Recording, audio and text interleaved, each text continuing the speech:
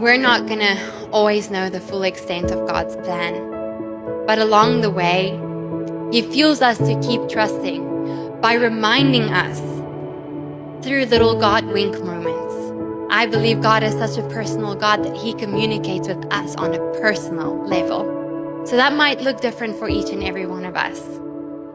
But that is a way that He sent me a couple of God winks saying, girl, I've got you. You're not alone. I'm right here even when you cannot see it.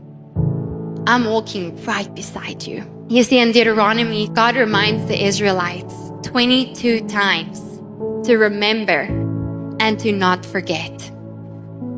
To remember and to not forget.